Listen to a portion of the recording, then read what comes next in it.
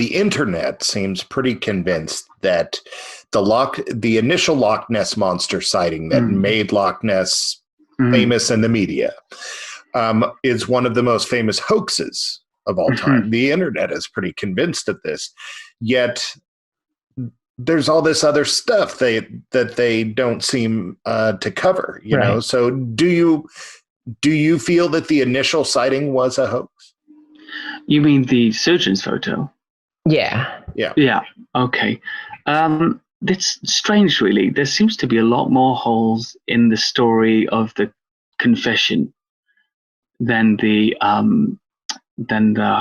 hoaxed picture itself. Now, I think it's very possible it could be hoaxed for several reasons. A lot of people are convinced it's an act of revenge by big game hunter Marmaduke Wetherell against the Daily Mail for exposing his footprint hoax. So he was sent up there to capture Nessie. He didn't. There was a lot of attention on him at that time and everybody else, and he just got a hippo foot ashtray, I think, and just made imprints around the loch and took pictures of it, and he was exposed. And I think it was his nephew, I think, is alleged to have been the one who was involved in making the submarine in Nessie with the head of an apatosaurus on it. Now, there's something odd about those pictures, though. There's more than one. First, the picture that we know is a crop picture. So the original is actually taken from distance. And it still seems to be, they estimate between 1 and 4 feet out of the water.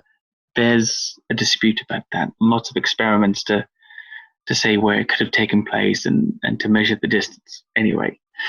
But there's pictures of the head in a different position. Other pictures. And it's the same reel. It's the same from the same photo reel, and they've never really got much attention. So they could have created 2 different models and photographed them, but only used the first picture. That's more than possible. But there's the other thing as well about the Harley Street surgeon saying that he took that picture. Now, I ran a clinic on Harley Street here in London actually for 8 years, and a lot of big consultants and people whose reputations would suffer a lot from that kind of exposure.